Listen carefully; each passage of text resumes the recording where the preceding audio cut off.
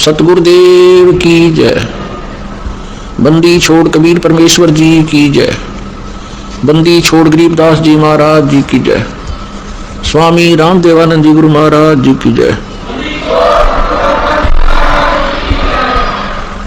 सर्व संतों की जय, सर्व भक्तों की जय, धर्मी पुरुषों की जय। श्री काशी धाम की जय, श्री छुड़ानी धाम की जय, श्री करौथा धाम की जय, श्री बरवाला धाम की जय। सत साहिब नमो नमो सतपुरुष को नमस्कार गुरु की नहीं सो नर मुनि जन साधवा संतो सर्वसदी नहीं सतगुरु साहिब संत सब नौतम प्रणाम आगे पीछे मत हुए जिनको जा कुर्बान निराकार निर्विषम काल चाल वह बंधन निर्लेपम निज निर्गुणम अकल अनूप में सुन्न दुनम सोहम सुरति समापतम सकल समाना निर्दल उजल हिरम वर्णतम बेपरवाह था वार पार नहीं मत तुम गिर जो सुमरे सिद्ध होई गणनायक कलताना करो अनुग्रह सोई पारस पद परवाना आदि गणेश मनाओ गणनायक देवन देवा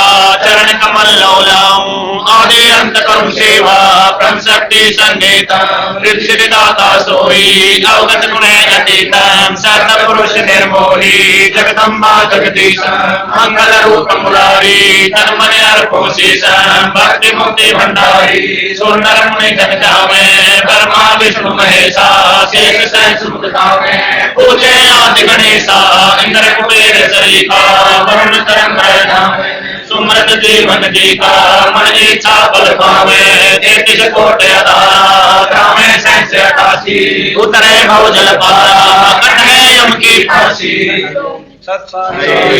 हम विनती करते जी गुरु जी तेरे आगे साहिब तेरे आगे हम विनती करते जी गुरु जी तेरे आगे साहिब तेरे आगे साहिब मेरी विनती सुनो गरीब जवान जल की बूंद में जावला बनाया साज गुरु जी तेरे आगे साहिब तेरे आगे हम विनती करते हैं गुरु जी तेरे आगे साहिब तेरे आगे साहिब मेरी विनती सुनियो मर्द आवाज मदर बिगड़ गई मैं तो पुकार देता गुलाज गुरु जी तेरे आगे साहिब तेरे आगे हम विनती करते जी गुरु जी तेरे आगे साहिब तेरे आगे साहिब मेरी विनती कर जोड़ू करतार तन मन धन कुर्बान जान दीजे मोहे दीदार गुरु जी तेरे आगे साहिब तेरे आगे हम विनती करते जी गुरु जी तेरे आगे साहिब तेरे आगे मालिक मीरा मेरे मान सुनियो अर्ज आवाज पंजारा कोशिश पर जमना यूथ तेरा से गुरु जी तेरे आगे साहिब तेरे आगे हम विनती करते जी गुरु जी तेरे आगे साहिब तेरे आगे मीरा मोपे मेरे कर मैं आया तक शाम समर्थ तुम्हारे आसरे बांधे जाम गुलाम गुरु जी तेरे आगे साहिब तेरे आगे हम विनती करते जी गुरु जी तेरे आगे साहिब तेरे आगे मैं समर्थ के आसरे धर्म कदम करतार गफलत मेरी दूर करो खड़ा रहूं दरबार गुरु जी तेरे आगे साहिब तेरे आगे हम विनती करते जी गुरु जी तेरे आगे साहिब तेरे आगे अविनाशी के आश्रय अजरावर की शाम अर्थ धर्म काम मोक्ष हो समर्थ राजा राम गुरु जी तेरे आगे साहिब तेरे आगे गुरु जी तेरे आगे साहिब तेरे आगे अर्ज आवाज अनाथ की आजिज की अरदास आवर जाना मेटियो दी जोड़े सलवास गुरु जी तेरे आगे साहिब तेरे आगे हम विनती करते जी गुरु जी तेरे आगे साहिब तेरे आगे अनंत कोट ब्रह्मांड का तरती नहीं पार सतगुरु पुरुष कबीर है कुल के शरण आए गुरु जी तेरे आगे साहिब तेरे आगे हम विनती करते जी गुरु जी तेरे आगे साहिब तेरे आगे युगन युगन के पाप सब युगन युगन के मैल जानते हैं जगदीश तू जोर किए बद पहले गुरु जी तेरे आगे साहिब तेरे आगे हम विनती करते जी गुरु जी तेरे आगे साहिब तेरे आगे अलल पंख अनुराग है सुन मंडल रहती दास गरीब उतारिया सतगुरु मिले कबीर गुरु जी तेरे आगे साहिब तेरे आगे हम विनती करते जी गुरु जी तेरे आगे साहिब तेरे आगे अकाल पुरुष साहेब धनी अवगत अविनाशी कृपदास शरण लगा काटो यम फांसी गुरु जी तेरे आगे साहिब तेरे आगे हम विनती करते जी गुरु जी तेरे आगे साहिब तेरे आगे अकाल पुरुष साहेब धनी अवगत अविनाशी कृपदास शरण लगा काटो यम फांसी गुरु जी तेरे आगे साहिब तेरे आगे हम विनती करते जी गुरु जी तेरे आगे साहिब तेरे आगे सत साहिब मारे पूया पाठ प्रकाश बधाई मैं बांटूंगी मारे पूया पाठ प्रकाश बधाई मैं बांटूंगी मारे आए साहिब कबीर बधाई मैं बांटूंगी मारे आए साहिब कबीर बधाई मैं बांटूंगी मारे आए गरीबदास बधाई मैं बांटूंगी मारे आए गरीबदास बधाई मैं बांटूंगी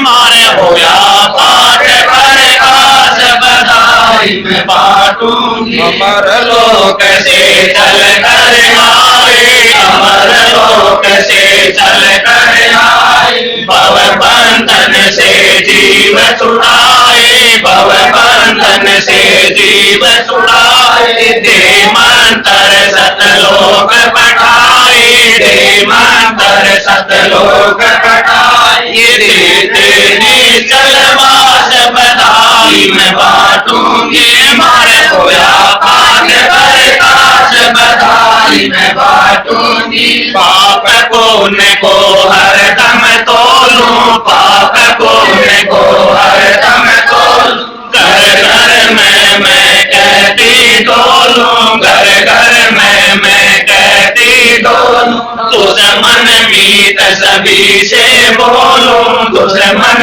मीत सभी से बोलूं करियो अवर की ख्यास बधाई मैं बांटूंगी मारे होया पाठ प्रकाश बधाई मैं बांटूंगी मारे भगत महात्मा आवेंगे मारे भगत महात्मा आवेंगे वो शब्द साहिब के गावेंगे वो शब्द साहिब के गावेंगे मारे परम भूत मिट जावेंगे मारे परम भूत मिट जावेंगे फिर होए नाम विश्वास बधाई मैं बांटूंगी मारे होया पाठ प्रकाश बधाई मैं बांटूंगी नगर निवासी सब ही आना नगर निवासी सब ही आना आपस के मतभेद भुलाना दास के मतभेद भुला,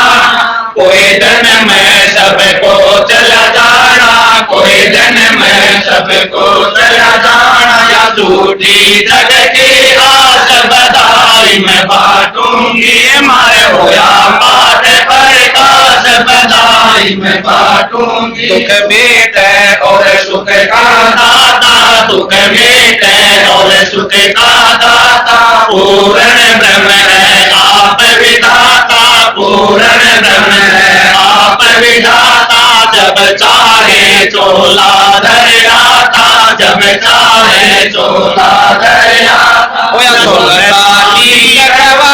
बधाई मैं बांटूंगी, मारे होया पाठ प्रकाश बधाई मैं बांटूंगी। काशी में केशव बन आया, काशी में केशव बन आया, समन के घर भोग लगाया, समन के घर भोग लगाया, शिवधन पर शीश चढ़ाया, शिवधन पर शीश चढ़ाया, ये कटे कर्म की भास बधाई मैं बांटूंगी, मारे होया पाठ प्रकाश बधाई मैं बांटूंगी। जिस घर में ये होता पाठ जी, जिस घर में ये होता पाठ जी, उन भगतों के हो जठाठ जी, उन भगतों के हो जठाठ जी, भगति में होने पार बाट जी, भगति में होने पार बाट, जिनको लगी न भजन की दास बधाई मैं बांटूंगी, मारे होया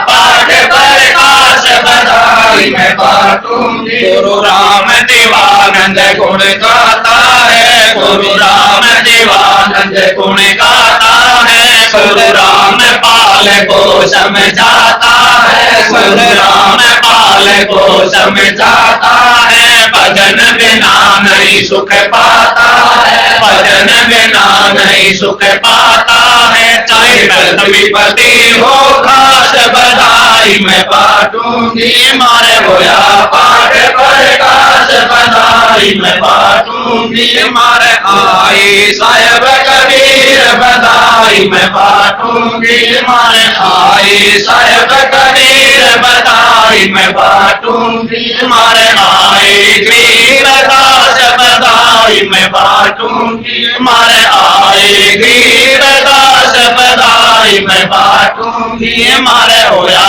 पाठ प्रकाश बधाई मैं बांटूंगी, मारे होया पाठ प्रकाश बधाई मैं बांटूंगी। बंदी छोड़ महाराज। आज परमपिता परमात्मा सतपुरुष स्वरूप कबीर साहब तथा उन्हीं के अवतार बंदी छोड़ गरीबदास जी महाराज की विशेष रजा से, विशेष अनुकंपा से आज ये गरीबदास जी महाराज की अमृतमयी वाणी का खुलासे का जो कार्य है प्रारंभ हो रहा है। प्रथम तो हम आपको ये जानकारी देना चाहेंगे कि बंदी छोड़ गरीबदास जी महाराज कौन थे, इनकी क्या उद्देश्य था इनका, और इन्होंने क्या रचना की जो कि ग्रंथ साहिब के रूप में लिपिबद्ध किया गया। बंदी छोड़ गरीबदास जी महाराज गांव छुडानी के अंदर, जिला रोहतक, तहसील बहादुरगढ़ में दुल्हेड़ा गांव के पास एक छोटा सा गांव है। उस छुडानी गांव के अंदर सन 1717 में पूर्णमासी के दिन, बैसाख उतरते की पूर्णमासी के दिन बंदी छोड़ गरीबदास जी महाराज का अवतरण हुआ, जन्म हुआ। इनकी पूज्य पिताजी का नाम श्री बलराम जी जाखड़ जाट परिवार के अंदर हुआ। वैसे तो संत जाति को नहीं मानते, परंतु जो समाज ने या फीत लगा रखी है युगों युगों से, थोड़ा सा वर्णन करना पड़ता है। इनकी पूज्य माता जी का नाम श्रीमती रानी देवी था। श्रीमती रानी देवी छुडानी गांव की लड़की थी और श्री बलराम जी गांव करोथा के रहने वाले थे। किसी कारणवश इन्होंने गांव को त्याग कर अपने ससुराल की जमीन को संभाला, क्योंकि रानी माता का जो कोई संतान नहीं थी उनके पिताजी के, तो वहां घर जमाई के रूप में गरीबदास जी महाराज के पूज्य पिताजी श्री बलराम जी रहे। इनके 2500 बीघा जमीन थी, जो कि पुराना बीघा होता था, जो 2.5-3 बीघे जो आजकल के किलों के हिसाब से है, 2.5-3 बीघे का होता था। इतनी इनके जमीन थी। ये सब वर्णन इसलिए दिया जा रहा है कि कोई यूं ना समझे कि सतगुरु महाराज ने कोई वैसे ही अपनी रोटी रोजी के लिए ये वाणियां कथ दी होंगी। नहीं, इन्होंने परमार्थवश आने वाले समय कलयुग के तगाजे को देखते हुए और ज्ञान का जो आजकल घोल मथोल कर दिया गया है, शास्त्रों का ज्ञान ना रहा, वेदों को ढंग से कोई जान नहीं पाया, उपनिषद श्रुतियों को जिसने जैसा भी उनके अंदर दोहे अनुसार अपने अनुसार उनकी बुद्धि ने काम किया, संतों ने अपने हिसाब से उनके व्याख्या की, भाषा भाष्य किया। अब हम जिस भी किसी एक उद्देश्य को लेकर चलते हैं तो हम देखते हैं कि एक शास्त्र कुछ कह रहा है, दूसरा शास्त्र कुछ कह रहा है। रामायण कुछ कह रही है, महाभारत कुछ कह रहा है। चारों वेद का जो भाषा भाष्य किया गया 3-4 महर्षियों ने किया, उनका आपस में कोई से का किसी से नहीं मिलता। कहीं तक मिलता है, फिर जाकर भिन्न हो जाते हैं। वही श्लोक होता है, संस्कृत के वही श्लोक है, क्योंकि वेद श्लोक बदले नहीं जा सकते। अपनी ज्ञान अनुसार, अपनी बुद्धि के जो विचार अनुसार हम उसका कुछ भी भाष्य कर सकते हैं। इस प्रकार उनके भिन्नता होने की वजह से असमंजस में जीव पड़ गए कि मेरा परमात्मा सैकनाश है, या ये शास्त्र सत्य है या असत्य है। गरीबदास जी महाराज ने यही फैसला दिया है। चारों वेदों को, 6 शास्त्र, 18 पुराण, 11 उपनिषद, महाभारत, गीता जी, और जो मुसलमान धर्मों का, मुसलमान धर्म जहां से शुरू हुआ वो कौन महापुरुष था, कौन से लोक आया था, और किस शक्ति का वो अवतार था, और उस मोहम्मद जी ने क्या चलाया था। और आखिर में आने वाले समय में उस मोहम्मद जी के ज्ञान को भी लोगों ने अपने हिसाब से सेट करके उस वस्तु को गलत ढंग से प्रसारित कर दिया, जिसकी वजह से ये समाज आज इस स्टेज पर खड़ा हो गया, इस स्थिति पर खड़ा हो गया कि नास्तिक होने को जा रहा है। महर्षियों ने, महात्माओं ने समय समय पर आकर के बहुत कोशिश की गई है उनके द्वारा कि हम इस ज्ञान को एक कर पाए, पर नहीं कर पाए।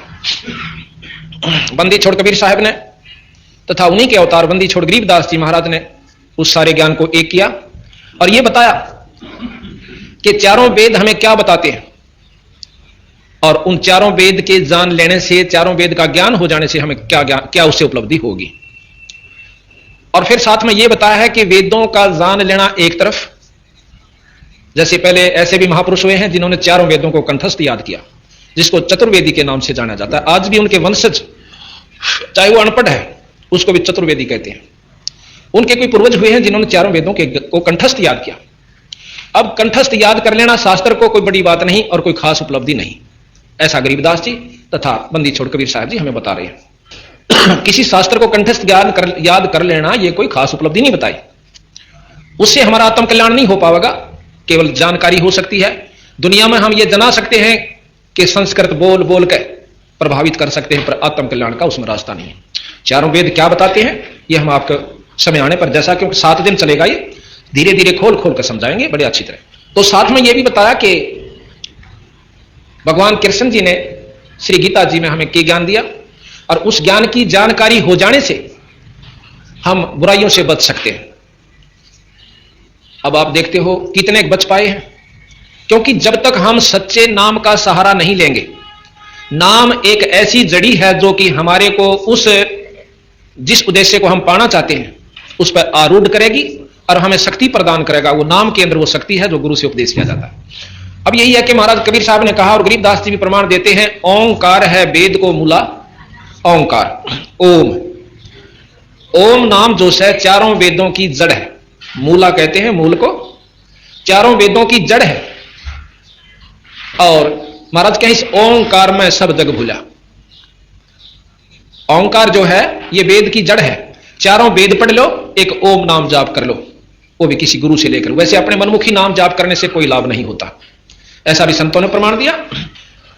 फिर साथ में ये बताया कि गीता जी के ज्ञान को हम याद कर लेते हैं, सारा घोट लिया, सब कुछ याद हो गया, फलाने अध्याय में ये लिखा है, उस अध्याय में ये लिखा है, तो उससे भी आत्म कल्याण नहीं होगा। हाँ ठीक है, आत्म कल्याण के लिए हमने गुरु से उपदेश लेना होगा, और गुरु उपदेश जो भी जिस इष्ट का नुमाइंदा होगा वही तक का लाभ हमें दे पाएगा। यह भी साथ में बंदी छोड़ना हमें बताया।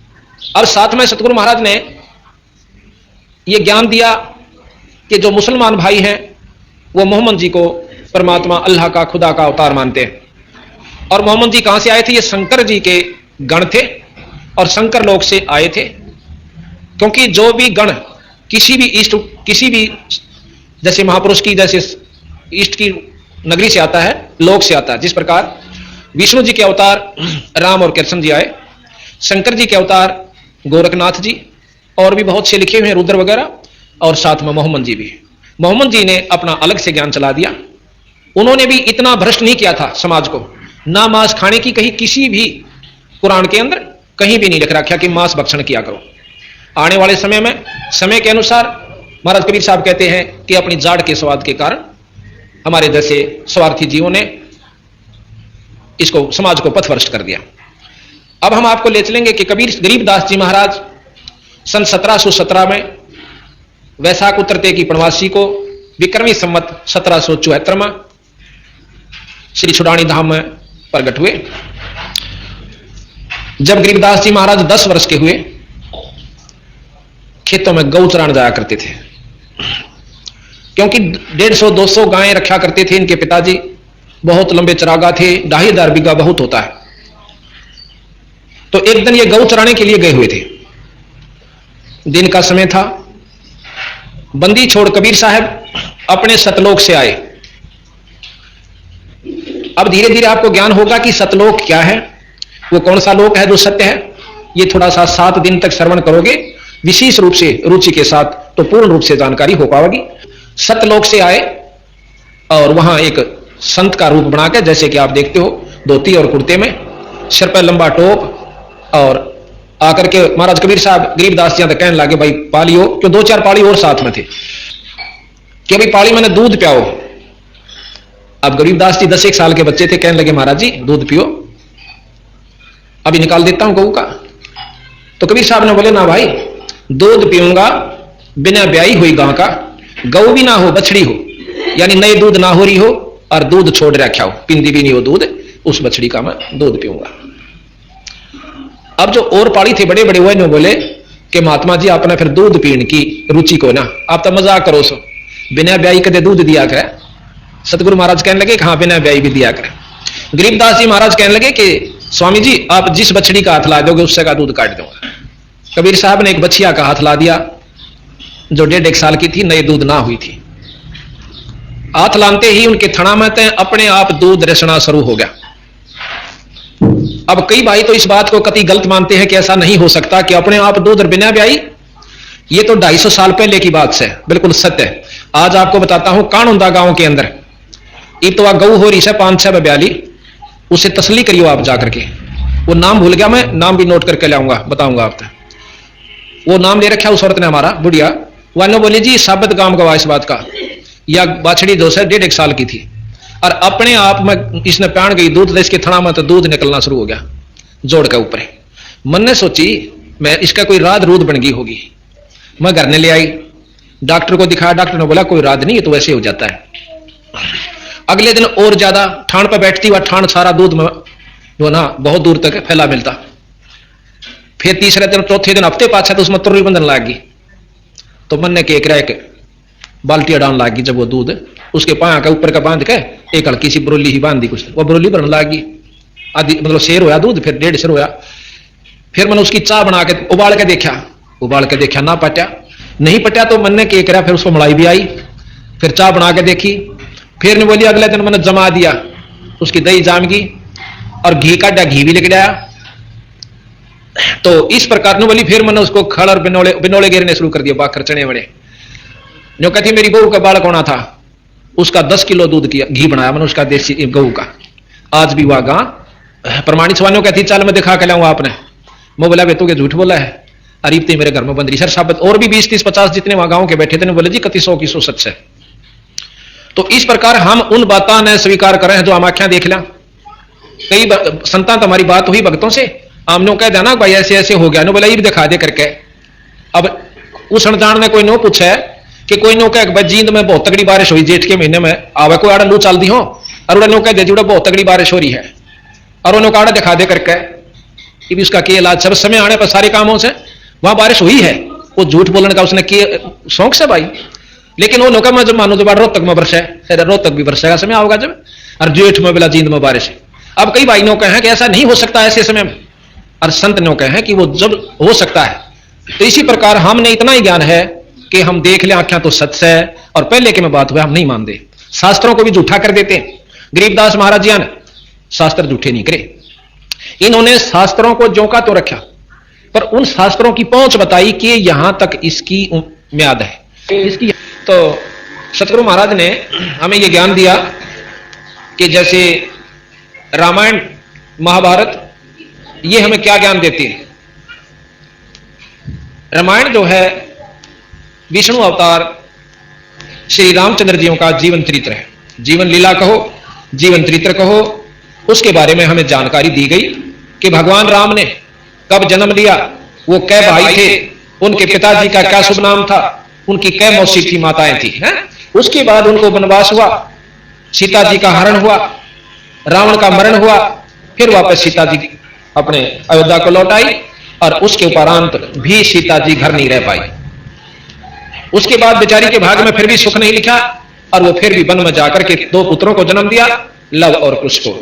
फिर प्रमाण दिया कि जब लव कुश जवान हुए, रामचंद्र जी ने अश्वमेध यज्ञ करी, तो उसमें रामचंद्र जी के और लक्ष्मण के छक्के उन 2 लड़कियां ने लव और कुश ने छुटा दिए, अर्थात उस 3 लोग के भगवान ने उन बच्चा का आगे हाथ खड़े करने पड़े किसी भी कारणवश। तो भाव ये से सतगुरु गरीबदास जी महाराज का कहने का और इस ग्रंथ साहिब की रचना का उद्देश्य यही था कि यथार्थ ज्ञान महाभारत से निकाला और उसका वर्णन किया, वर्णन के बाद उसका सार दिया, भावार्थ दिया और फिर सार दिया।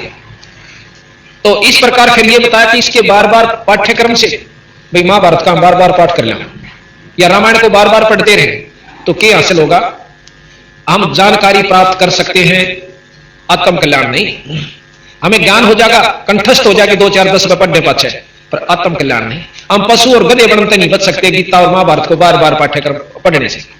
हाँ, उनसे ये लाभ बताया कि को पुण्यात्मा अपने अंतःकरण में इस बात को जमा सकती है कि रावण कैसे दुष्कर्म नहीं करने चाहिए। भाई किसी की पत्नी को नहीं हड़ना चाहिए, उसके हड़ने का, उसको उठा ले जाने का, दुष्कर्म यानी अपने हिसाब से कोई ऐसा बुरा कर्म करने का उसका यूं फल होगा कि परिवार तो नष्ट होगी। इस दुख से, इस पाप कर्म से हम बच सकते हैं, लेकिन पशु बनते नहीं बच सकते।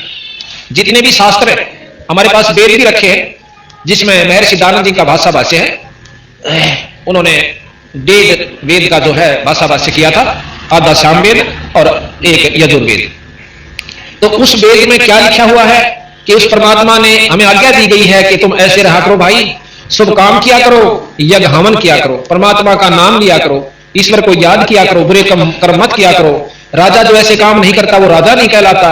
ये ज्ञान दिया है, इस ज्ञान से हम अपने अंतःकरण को और इसके ऊपर अनुसरण करने से दुखों से बच सकते हैं, बुराइयों से बच सकते हैं, लेकिन जन्म मरण के चक्कर में हम नहीं बच सकते। केवल यज्ञ और हवन तथा इसके वेद के पाठ बार बार कर लेने से, ऐसा गरीबदास जी ने बताया। साथ में यह भी बताया कि एक नाम दिया जाता है, जैसे ओम जाप, इस 3 लोक की विशेष शक्ति है इसके अंदर, और पूरी उपलब्धि ओम नाम के जाप में हो जाती है। आप देखते हो शंकर भगवान का भी जाप जब करते हैं ओम नमः शिवाय, कृष्ण भगवान का नाम जाप करते हैं ओम भागवते वासुदेवाय नमः। जितने भी कोई भी आप उठाकर देख लो, जो भी मंत्र अगर कामयाब हुआ तो ओम नाम से हुआ है। तो गरीबदास जी महाराज भी कहते हैं ओंकार है वेद को मूला, इस वेद की जड़ है, पर भाई इस ओंकार में सब जग बोलिया। ओम जाप के, ओम नाम के जाप तक हमें के प्राप्ति होगी, ये गरीबदास जी महाराज बताते हैं। लेकिन उस ओम नाम की उपलब्धि किन किन संतों ने की, ओम नाम के जाप से किन ऋषियों ने क्या क्या वस्तु प्राप्त की, भाई सिद्धियां प्राप्त की, अपने शरीर को साध लिया, इतनी तक सिद्धियां कर ली थी कि आकाश में उड़ जाया करते थे ओम नाम के जाप तक। और फिर उन ऋषियों का भी पूर्ण मुक्ति नहीं हुई, ये बंदी छोड़ गरीबदास जी ने बताया, प्रमाण दिया कि उन संतों ने क्या प्राप्ति की, जिसको ये 3 चौथी मुक्ति कही जाती है। उस चौथी मुक्ति के अंदर जीव किस परिस्थिति में होता है वो भी सारा इसमें वर्णन किया। समय आने पर आपको धीरे धीरे सारा बताएंगे। अब रामायण का ज्ञान हो गया, हम उनसे बच गए। जैसे गीता जी के पाठ करने से हमें यह ज्ञान होगा कि वह बुराई नहीं करनी चाहिए, जीव अमर है। इसमें लिखा है ना, परमात्मा प्रकृति और जीव अनादि है, ऐसा हमारे शास्त्र ज्ञान देते हैं। अब जीव पहले एक परमात्मा था, परमात्मा से फिर हम आत्म रूप में थे, आत्म रूप से हम जीव बने, जीव बने अपनी इच्छाओं के कारण, और जब इच्छाओं का नष्ट हो जाएगा, हमारी वासनाएं समाप्त हो जाएंगी, हम फिर पीव बन सकते हैं। ऐसा प्रमाण गरीबदास जी ने दिया और भी शास्त्र बताते हैं। अगर हमने जीव ही रहना है, कई भाई लोग कैसे संत आत्माएं, संत जी के जीव अनादि है, ये पीव नहीं बन सकता, तो फिर साधना की आवश्यकता ही नहीं। जब हमने जीव ही रहना है, अनादि रहना है, तो कुत्ते भी बनना होगा और सूअर भी बनना होगा, गधे और गधी भी बनना होगा। ये तीन लोक की व्यवस्था तथा जीव की प्रक्रिया के अंदर आता है। गरीबदास जी महाराज कहते हैं फिर साधना की कोई आवश्यकता नहीं। जब आपने जीव ही बना रहना है सारी फोरियावर सदा के लिए, तो फिर साधन क्यों करो भाई? उस साधना से क्या होगा? तो फिर साधन क्यों करो भाई? उस साधना से क्या होगा? तो ये सारा साथ बताया कि हमने पीव बनना है। धर्मदास जी को जब कबीर साहब ने पूर्ण ज्ञान दिया, तो उसमें जब उनको ज्ञान हो गया, तो जब ने कहा था मेरे हंसा भाई, तो हंस रूप था जब तू आया। इस जीव को कहा कि तू परमात्मा स्वरूप था जब सतलोक से आया, और अपना स्वरूप भूल में भूल जाता तो जीव कहाया। अब हम कभी तुम्हारा भाई बालक बीमार हो गए, कभी बच्चे ना हुए, जब मुश्किल हो गए तो उनकी पालन पोषण, फिर पशु बीमार, नौकरी ना मिली, नौकरी छूट गई, भाई फलाने का क्या होगा, लड़की का लड़का ना हुआ, तो हम 24 घंटे भयभीत रहते हैं। अपना स्वरूप भूल गए कि हम परमात्मा स्वरूप भी हैं, एक हम परमात्मा के अंश है, पर हम अब जीव बन बैठे। जिस प्रकार कई भाई लोग कहे हैं कि जीव ही ब्रह्म है, अब इस प्रक्रिया को कोई समझ लेगा तो बात समझ में आ जाएगी, ना तो नहीं आती।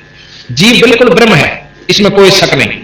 तो सूर भी ब्रह्म है, और गधा भी ब्रह्म है, मच्छर भी ब्रह्म है, और मुर्गा भी ब्रह्म है। सारे ब्रह्म, मनुष्य भी ब्रह्म है नहीं। जब तक यूं जीव है इतने जीव है, और जब पीव हो जाएगा यूं ब्रह्म हो जाएगा। जिस प्रकार बर्फ पानी से बनती है, बर्फ जो है वो जल से बनी, और जिसको ज्ञान है, जिसने अनजान से उसने नो नहीं दे रहा है बर्फ बने क्या है, तो उसको उस बर्फ के भाव से ही देखता है। जब हमने मालूम नहीं था कि बर्फ जल से बनती है, तो गांव में आया करती थी यह बर्फ, तो हमने सोचा करती है बर्फ भी बर्फियां की तरह बड़ी बनाई आती होगी कितने, या कोई और वस्तु होगी। जब हम बिल्कुल बालक थे, फिर हमने फैक्ट्रियां देखी कि बर्फ तेल में बनते, अब पता चला कि फ्रीज में भी बर्फ बनाने लग गए, तो वो जल से बर्फ बनी। तो हम ब्रह्म से जीव बन गए, किसी भी कारण से बने, किन्हीं परिस्थितियों में हमने जीव बन गए। अब जब तक हम पीव नहीं बनाएंगे, इतने पानी नहीं, यानी पीव नहीं कहला सकते, इतने जीव हैं। और जब तक वो बर्फ है, वो पानी नहीं कही जा सकती, पर वो भी नहीं कह सकते ये पानी नहीं है, उसको ये भी नहीं कह सकते जल नहीं है। जिसको ज्ञान है वो कहेगा नहीं जल तो है।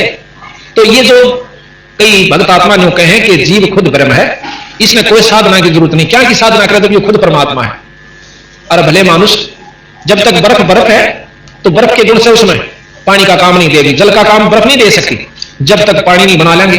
इसी प्रकार जब तक हम पीव नहीं बनेंगे, इतने जीव की ही संज्ञा में रहेंगे, और हमारे साथ ये सब लगे रहेंगे, काम क्रोध मोह लोभ अहंकार, और इसके अंतर्गत हम लोग 84 भी भोगांगे। ये भोगनी पड़ेगी। अच्छा बंदी छोड़ कबीर साहब ने और गरीबदास जी ने बताया, साथ में गीसा संत जी महाराज भी प्रमाण देते हैं, और जितने भी दादू साहब ने भी, नानक साहब ने भी यही प्रमाण दिया है कि जब तक ये जीव है इसको पीव बनाना है, और जब तक हम पीव नहीं बन जाएंगे, इतने हमारी ये जन्म मरण की प्रक्रिया खत्म नहीं हो सकती। यहां गरीबदास जी महाराज कहते हैं कि मन तो सुख के सागर बस रे, भाई और ना ऐसा दस रे। मन तो बस रे सुख के सागर, जहां शब्द सिंध रत्नाकर। शब्द सिंधु, शब्द यहां परमात्मा स्वरूप है, ईश्वर का जो आखिरी शक्ति वो शब्द होती है। और जहां शब्द सिंधु यानी उस परमात्मा का सागर है, उस शब्द का भंडार है, ईश्वरीय शक्ति का जो निरोध, जैसे एक तो घी हुआ जिसको कहते हैं मक्खन, वो भी घी कबाब है, और वो मक्खन है, फिर उसको ता दिया तो वो शुद्ध घी हो गया। इसी प्रकार जब हम यहां पर जो जीव से ये ब्रह्म है, ब्रह्म माया सहित ब्रह्म है, इस तीन लोक का मालिक की किस ब्रह्म तक जिसको ब्रह्म कहते हैं, वो माया सहित ब्रह्म है, और इसके ऊपर पार ब्रह्म है जिसको शुद्ध घी कह सकते हैं, ताया हुआ। तो इसी प्रकार महाराज कहते हैं गरीबदास जी कि मेरे हंसा के मन तो सुख के सागर बस रे, जहां शब्द सिंधु रत्नाकर, के जहां पर परमात्मा शब्द रूप में है, उस लोक में चाल भाई। वहां जाने के बाद तेरे ऊपर कोई प्रक्रिया जीव संज्ञा की नहीं रहे, ना काम सतावे, ना क्रोध सतावे, ना लोभ सतावे, और ना मोह सतावे, ना अहंकार दुखी करे। उसके बारे में बंदी छोड़ गरीबदास जी कहते हैं कि शंखों लहर मेहर की उपजे, भाई कहर ना नहीं जा कोई, दास गरीब अचल अविनाशी, भाई सुख का सागर सोई।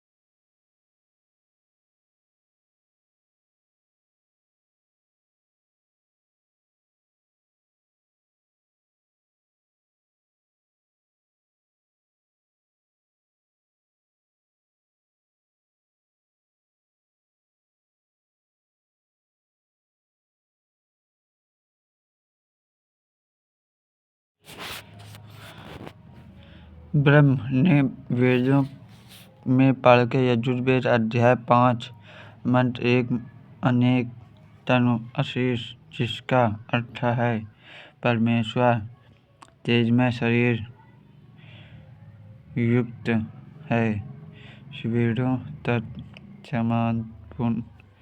तनपुन